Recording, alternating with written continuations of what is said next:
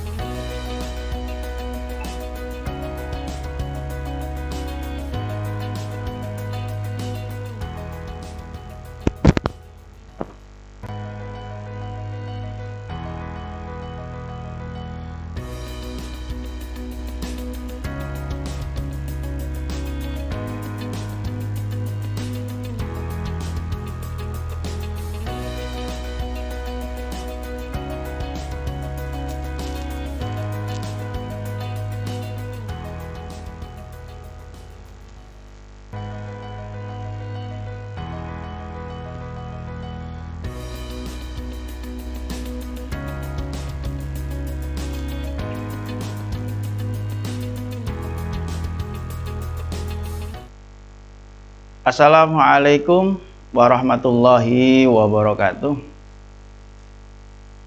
Alhamdulillahirabbil alamin. Asyhadu an la ilaha illallah wa asyhadu anna Muhammadar Rasulullah. La haula wala quwwata illa billahi aliyil azim. Halo anak-anak, pemirsa di rumah yang soleh dan solehah, apa kabar anak-anak? Semoga kalian dalam keadaan sehat walafiat.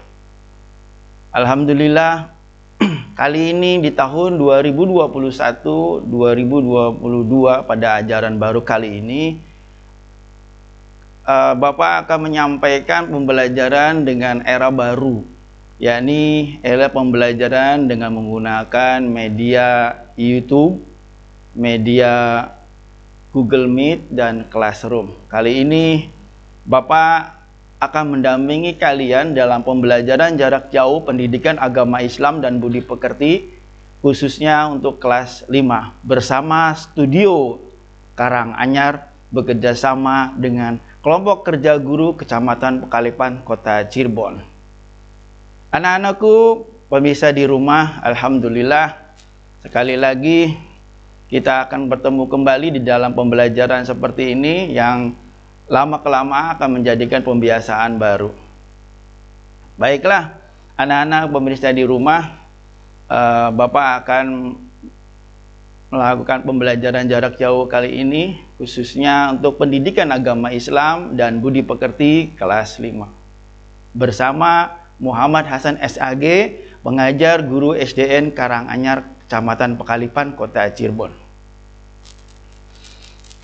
Anak-anak pemirsa di rumah, sekali lagi Bapak menghimbau kepada kalian di rumah semuanya, jangan lupa di dalam kondisi yang sekarang ini kita senantiasa harus mengikuti protokol kesehatan.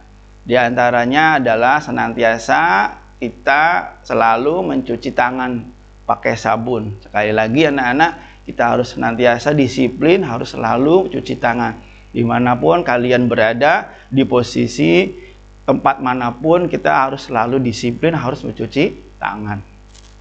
Yang kedua, di dalam kondisi yang seperti ini, anak-anak kita juga harus waspada atau mawas diri. Kita juga harus jaga jarak. Di antaranya adalah 1 meter dalam jaraknya.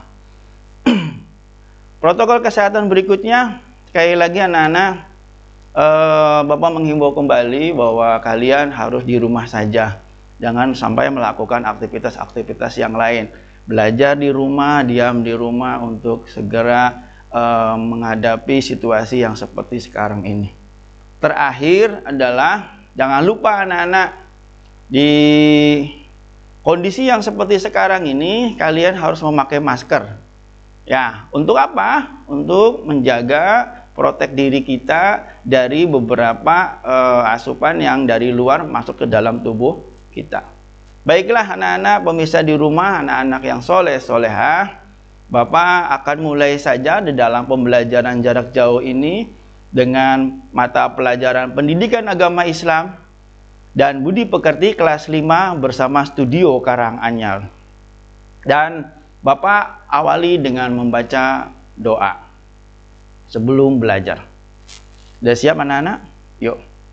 Robbi zidni ilman warzu'ni fahman waj'alni minas solihin. Artinya, ya Allah, tambahkanlah aku ilmu, berikanlah aku karunia agar dapat memahaminya, dan jadikanlah aku termasuk orang-orang soleh. Amin ya robbal alamin.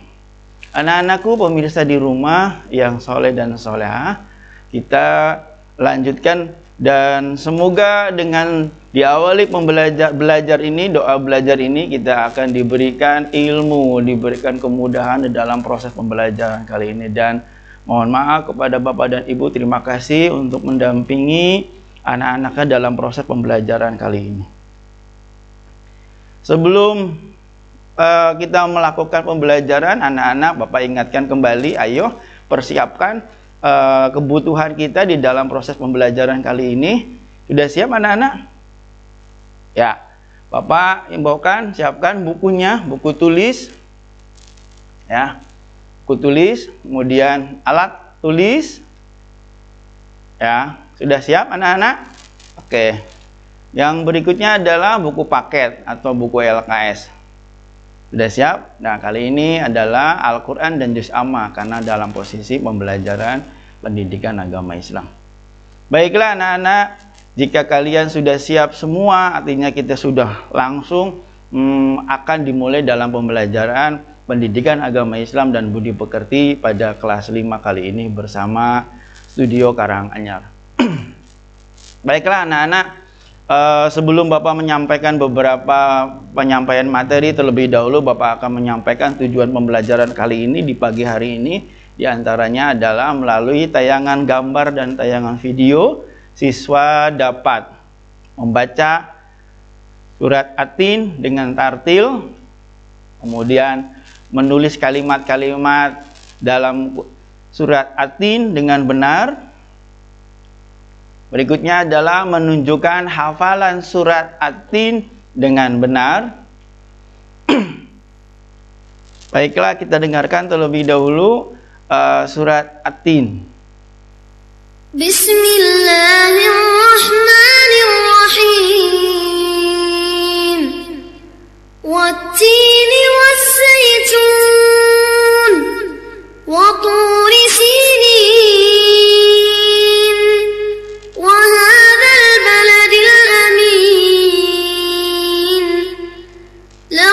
خلقنا الإنسان في أحسن تقويم ثم رددناه أسفل سافلين إلا الذين آمنوا وعملوا الصالحات فلهم أجر غير ممنون فما يكذبك بعد بالدين أليس الله بأحكم الحاكمين. Sadaqallahul Azim. Anak-anak pemirsa di rumah, kita sudah tadi literasi dengan diawali membaca surat At-Tin dari ayat 1 hingga ayat 8. Pemirsa di rumah, anak-anakku yang soleh dan soleha, Bapak lanjutkan dalam pembelajaran berikutnya, yaitu bagaimana anak-anak menulis huruf hijaiyah. Sudah bisa? Oke, Bapak akan pandu ya. Menulis huruf hijaiyah harus dari kanan ke kiri di dalam cara menulisannya. Yang berikutnya adalah memperhatikan huruf hijaiyah yang tidak bisa disambung. Kemudian perhatikan lagi posisi huruf hijaiyah yang akan ditulis. Yuk, kita akan lihat berikutnya. Inilah adalah huruf hijaiyah. Pertama, alif, ba, ta, sa, ya, ha, kho, da, za, ro, za, sin, shin, shad, dad, ta, do, ain, ghin, fa, qaf, kaf, lam, mim, nun, waw, ha, amjah, iya. Ini adalah huruf-huruf hijaiyah yang berada di dalam Al-Quran. Berikutnya, seperti yang tadi Bapak sampaikan, huruf hijaiyah yang tidak bisa disambung dari depan dan tengah, tapi bisa disambung dari belakang. Ya, contoh huruf A, alif.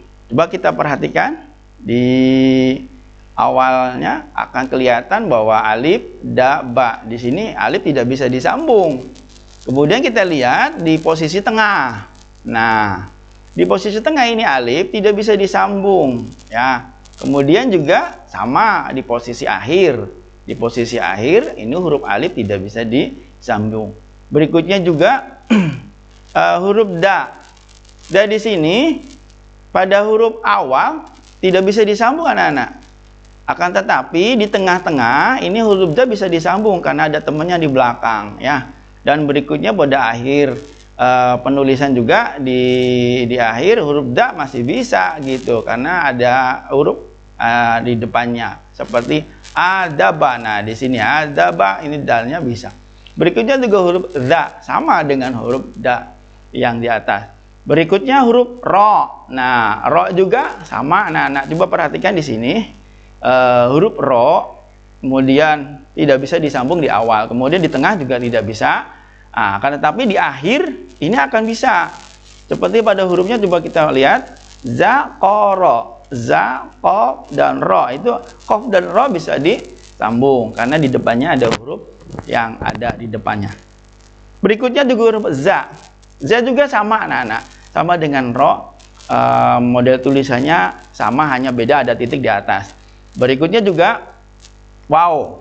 Waw di sini huruf awal tidak bisa anak-anak. Di sini apalagi contohnya ada waw, ro, mim tidak bisa disambung semuanya dalam keadaan bisa. Di tengah sama saja tidak bisa. Akan tetapi di akhir juga tidak bisa karena ro dengan waw tidak bisa disambung. Baiklah anak-anak, ini adalah merupakan huruf hijaiyah yang tidak bisa disambung dari depan dan tengah, tetapi bisa disambung dari belakang. Hanya beberapa huruf-huruf yang lain.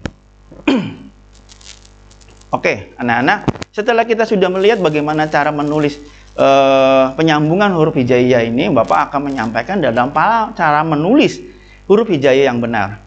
Ayo kita lihat. Ya, ini ada huruf ko. Ko di sini kenapa Pak di garis di bawahnya? Nah, dalam penulisan huruf ko, ini juga kan harus menulis gitu ya. Huruf ko, maka huruf ko itu ekornya yang di bawah itu tidak bisa ke atas. Nah, ya harus dibawa dari garis. Berikut juga huruf lam, huruf ro dan nun. Nah, di situ juga sama, posisinya ada naik ke atas. Ro juga harus agak ke bawah supaya bisa membedakan mana yang ditulisnya agak naik ke atas dan mana yang ditulis oleh di bagian bawah. Terutama kalau bisa nggak jelas ini huruf ha, ain, sin dan shod. Di sini juga tidak bisa ditulis di atas semua ya untuk penulisannya. Baiklah, Bapak akan lanjutkan dengan posisi yang berikutnya, yaitu cara menulis huruf hijaiyah. Contoh, huruf yang pertama huruf ya. Nah, sudah siap perhatian anak-anak? Oke. Di awal, ya huruf iya seperti ini. Ya, gitu ya.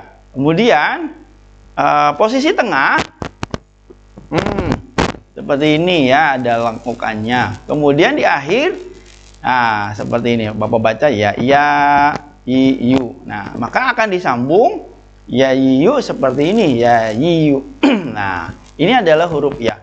Contoh lagi pada huruf yang lain, seperti huruf qaf. Nah, di awal seperti ini, ya. Kemudian di tengah, ya posisinya di tengah ada saling menyambung dari depan dan dari kanan kiri ada tulisannya. Kemudian perhatikan lagi di huruf akhir. Dan di huruf akhir huruf ko-nya hampir sempurna karena posisinya terakhir. Maka akan terlihat pada sambungannya adalah ko, kiku. Nah, seperti itu. Kop yang ada di depan, kop yang ada di tengah, dan kop yang ada di akhir. Berikutnya contoh selanjutnya huruf do. Nah, seperti ini. Di awal, kemudian di tengah, kemudian di akhir. Maka akan disambung. Nah, do, di, du. Nah, seperti itu. Ya, contoh yang lain. Nah, do. Nah, contoh awal gimana anak-anak? Nah, seperti ini. Hampir sama anak-anak. Hanya di belakangnya ada titik-titik. Nah, ini akan disambungkan ke huruf-huruf yang lain. Di posisi tengah. Nah, hampir sama ya anak-anak. Posisi tengah, depan dan samping kiri juga sama. Sehingga pada akhirnya seperti ini, hampir mendekati sama. Sehingga menjadi sambungannya adalah seperti ini. Do, di, du. Ya. Contoh yang lain anak-anak. Ya, huruf kaf. Huruf aslinya ini ya anak-anak ya. Sehingga pada penulisan awal tidak sama seperti tulis asli. Nah, seperti ini. Ada garis atasnya ke atas ya. Kemudian ngikutin sama seperti mendekati huruf kaf. Dan yang di tengah, nah hampir sama, hanya di depannya ada tambahan. Kemudian di akhir seperti ini, kembali pada posisi huruf asli gitu ya. Sehingga disambung menjadi seperti ini, kakiku. Nah, gitu. Contoh yang lain, ayo ya, masih kita perlu perhatikan yang lain. Ayo, kita lihat pada posisi cara menulis di papan tulis dari mulai penulisan di sebelah kanan hingga sampai sebelah kiri. Ini adalah tutorial untuk penulisan surat tin yang kalian akan perhatikan cara menulisnya seperti ini. Ya, Bismillahirrahmanirrahim. Nah, cara menulisnya begitu anak-anak. Perhatikan semua ya. Ya, itu. Nah, watini. Nah, itu ya. Terus, iya. Betul. Nah, harus jelas ya nak ya. Tuh, cara menulisnya dari sebelah kanan terlebih dahulu. Terus, nah ini ayat yang pertama. Watini wazaitun. Nah, ini tulisan huruf ayat yang pertama. Kemudian kita lanjutkan lagi ya anak-anak. Kita perhatikan semua ya. Fokus semua di gambar video ini. Kalian akan perhatikan semua dengan jelas. Tuh, cara menulis huruf H, huruf wawo, huruf za, kemudian huruf lam ya yang ada di tengah, kemudian ini alif posisinya tetap tidak bisa ya anak-anak, di posisi manapun alif tidak bisa disambung. Ini adalah ayat ketiga. Wahadal baladil amin. Nah, ini penulisan berikutnya adalah ayat yang keempat ya. Nah, ini huruf qa, huruf dal, huruf kha, huruf qa lagi. Nah, ini lam alif, kemudian huruf sin ya, yasin dengan nun disambung bisa. Nah, yang di belakang tidak bisa karena ada alif ya anak-anak. Nah, kemudian ini juga huruf fa, kemudian huruf sin. Nah, terakhir huruf mim yang terakhir ya, seperti ahsani takwin. Iya ya. Kemudian ini adalah ayat yang selanjutnya ya, yang kelima. Tumma. Nah, ini huruf ta disambung dengan huruf mim. Kemudian ro, dada. Nah, tidak bisa disambung ya anak-anak ya, terpisah semua. Sementara nun dengan h itu bisa, dan alif dengan sin tidak bisa di posisi tadi di awal ya.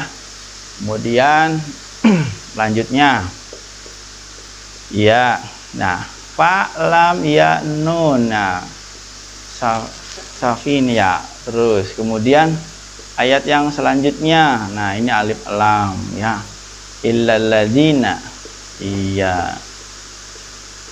Nah, seperti itu. Da, iya juga nggak bisa disambung anak-anak. Ternyata da juga nggak bisa disambung ya dengan huruf ya tersa. Kemudian selanjutnya iya, ain, mim, lam, wawo. Ada alif lagi tidak bisa disambung. Oke ya.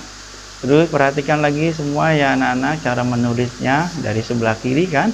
Iya, sudah, supaya kita hafal cara menulisnya, yaitu kita senantiasa coba tadi dalam surat At-Tin.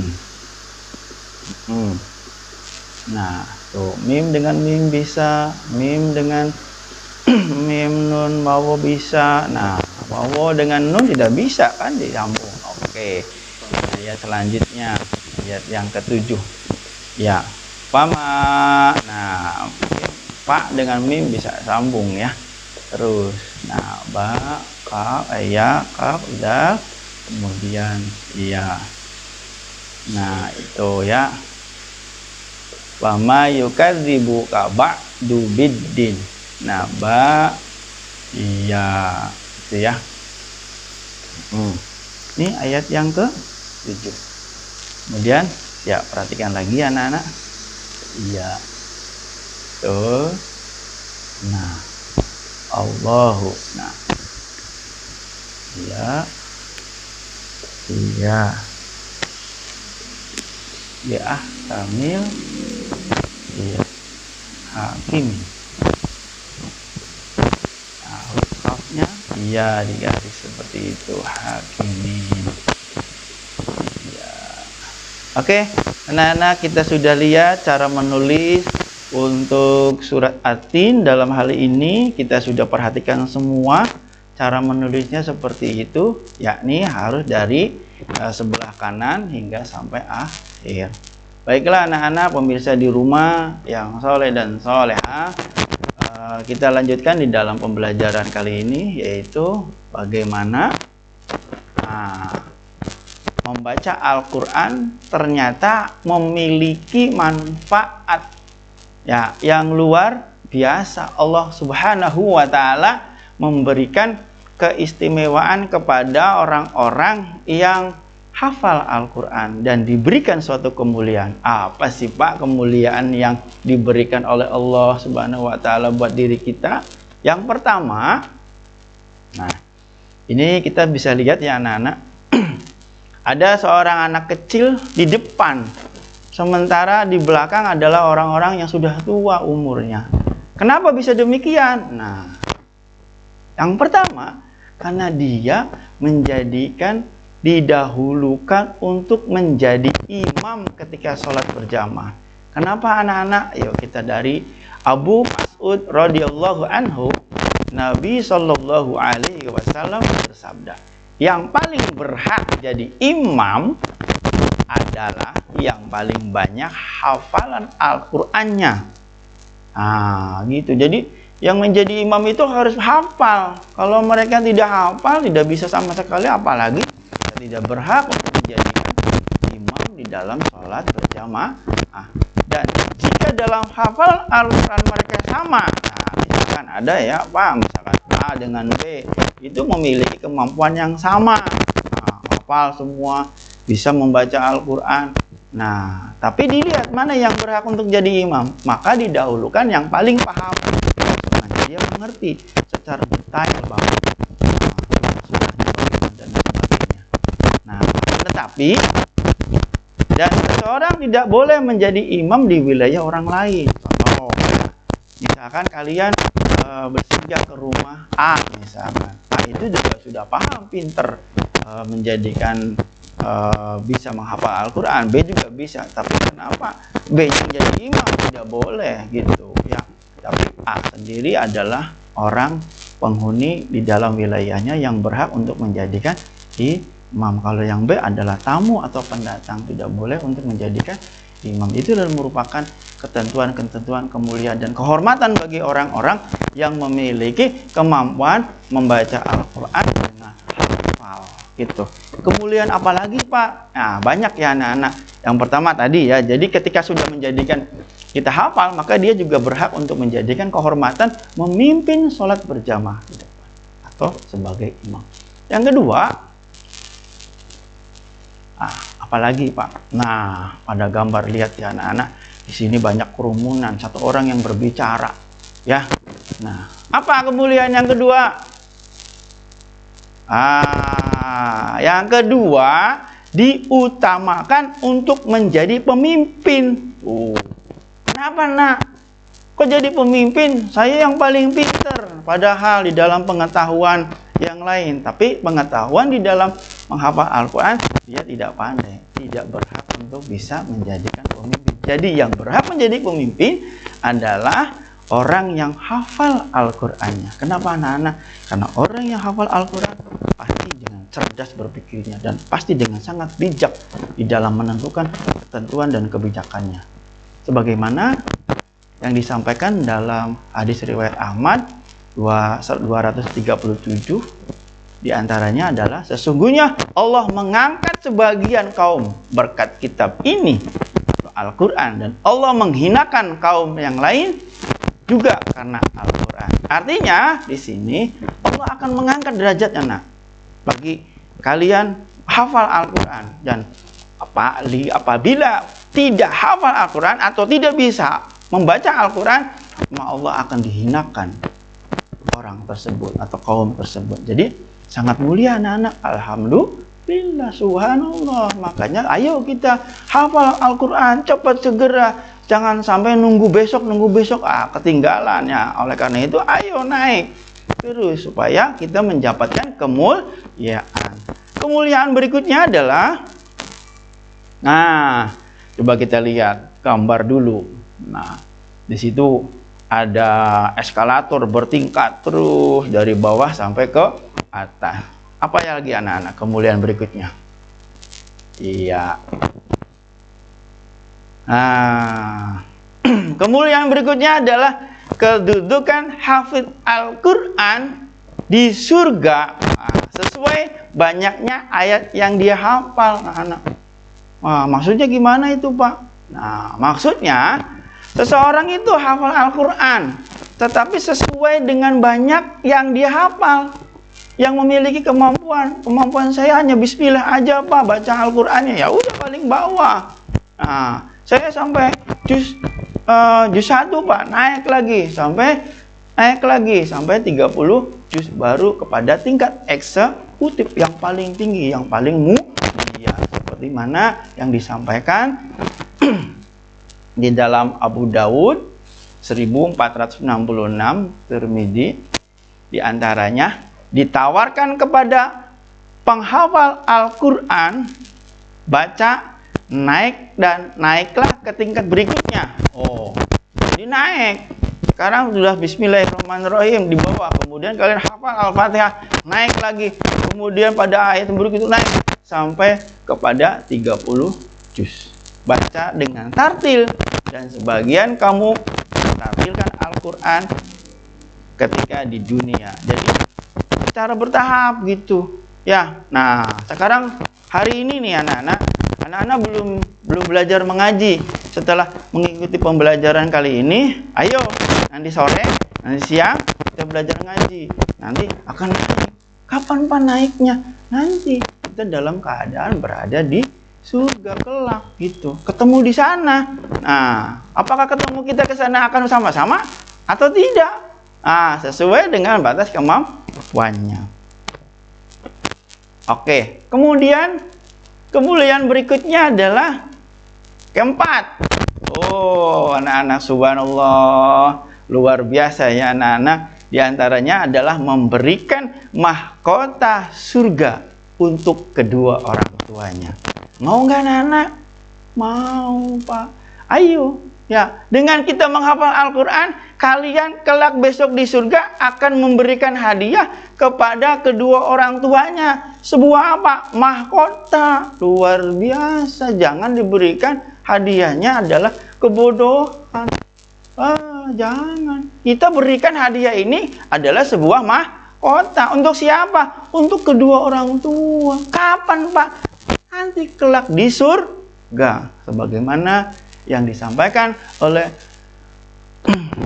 dari Buhairah radhiyallahu anhu, Nabi Shallallahu alaihi wasallam bersabda, nah, siapa yang menghafal Al-Quran, mengkajinya dan menghafalkannya, maka Allah akan memberikan mahkota bagi kedua orang tuanya dari cahaya yang terang seperti matahari. Ya dari kalian kan bersinar tuh. Nah, dengan bersinar kalian akan diberikan sebuah penghormatan, yaitu untuk diberikan hadiah kepada kedua orang tuanya. Oleh karena itu, kita senantiasa ayo menghafal Al-Quran. Selanjutnya, kita dengarkan lagu ini supaya kita mengenang apa yang kita inginkan kelak nanti kita bersama di surga sana.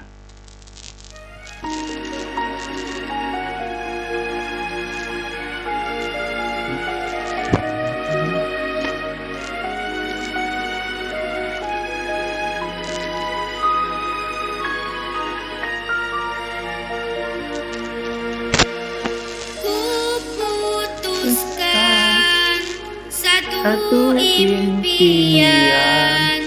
Aku ingin jadi hafiz Quran. Ku akan bertahan walau sulit melelahkan. Allah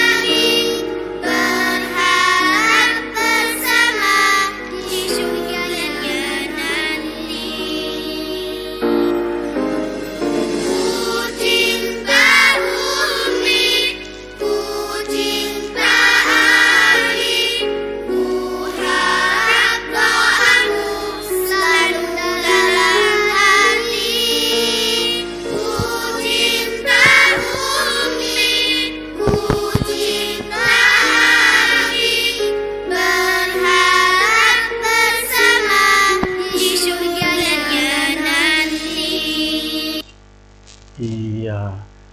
Ku berharap surganya nanti bersama Abi dan Umi. Nah, kalian ingin nggak untuk bersama-sama kelak di sana bertemu dengan Abi dan Umi? Ya, oleh karena itu kita harus menjadi seorang hafid Al-Quran. Baiklah anak-anak, tadi sudah diketuk hatinya supaya kalian menjadikan hafid Quran yang kelak harapannya, impiannya adalah menjadikan surga bersama Abi dan Umi. Baiklah Bapak, anak-anak, pemirsa di rumah, Bapak akan menyampaikan bagaimana cara menghafal Al-Quran. Caranya seperti ini. Pertama, berdoa kepada Allah Ta'ala dengan ikhlas agar diberikan kemudahan dalam menghafal Al-Quran. Hendaklah menghafal Al-Quran dilakukan dengan ikhlas semata-mata mencari keridhaan Allah, yaitu berdoa. Ikhlas, jangan berdoa karena disuruh orang tua atau disuruh bapak atau ibu guru. Yang kedua, nah, kita selalu anak-anak dengarkan lagu-lagunya terus, selalu dengarkan lagu-lagu. Lagu-lagu apa? Bukan lagu-lagu yang lain, tapi lagu-lagu yang berisi tentang ayat-ayat Al-Quran. Yaitu Al-Quran yang didengarkan oleh telinga kita, bukan lagu-lagu. Ya, dengarkan ayat-ayat Al-Quran. Terus insya Allah lama-lama akan menjadi kita hafal. Berikutnya, yang ketiga adalah mengulang-ulang. Nah, Al-Quran yang kita baca, ayat-ayat yang kita baca diulang-ulang terus sampai hafal. Nah, berikutnya adalah menggunakan satu mushaf agar tetap menguatkan. Jadi, satu buku dihabiskan, jangan ganti lagi Al-Quran, ganti lagi, jangan. Satu buku Al-Quran atau Al-Quran dibaca sampai selesai.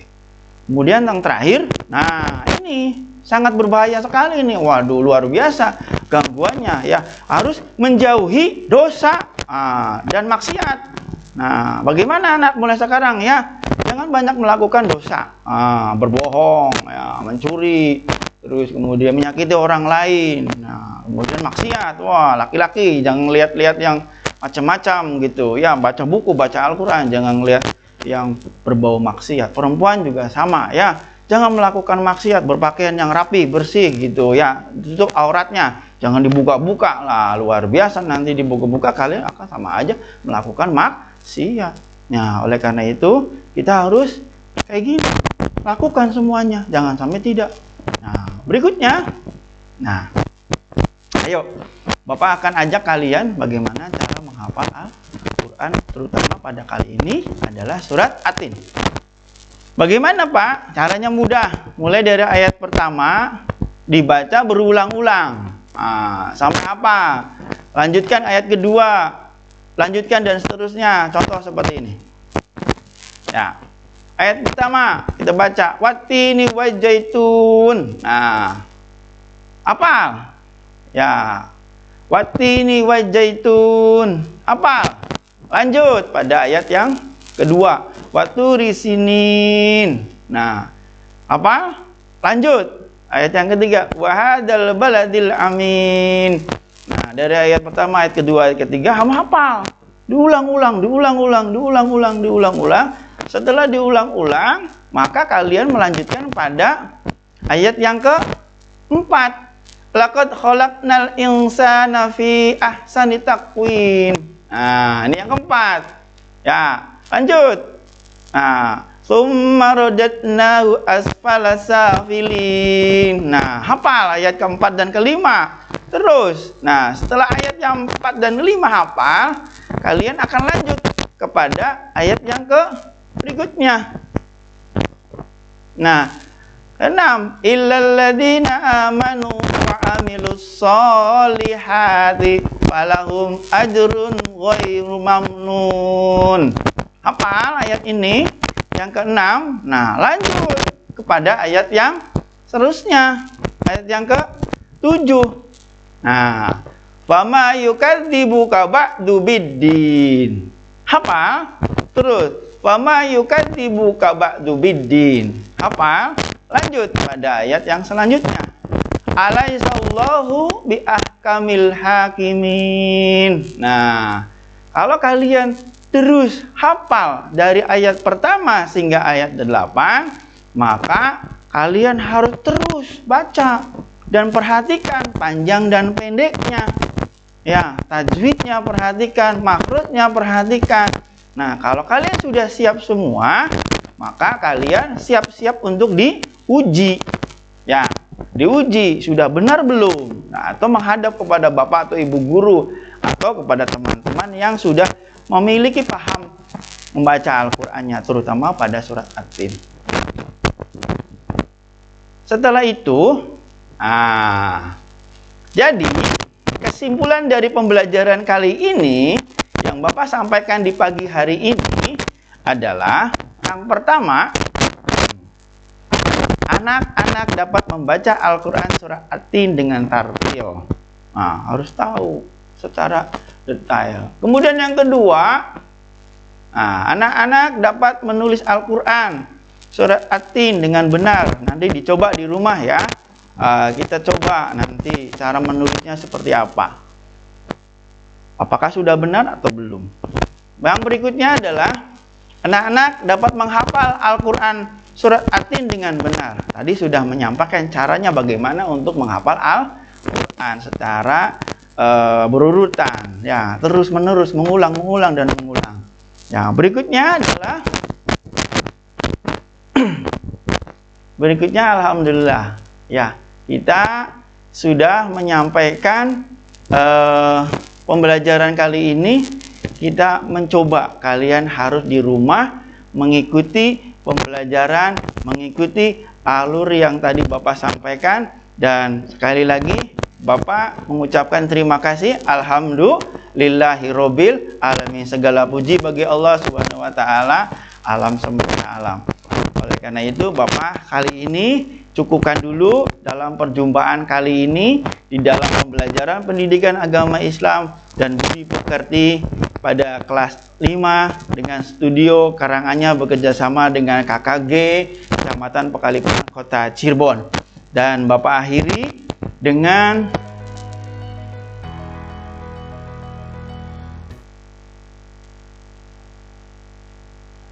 membaca hamdalah. Alhamdulillah Rabbil alamin. Sampai ketemu kembali dalam perjumpaan pada tayangan berikutnya. Wabillahi taufiq wal hidayah. Assalamualaikum warahmatullahi wabarakatuh.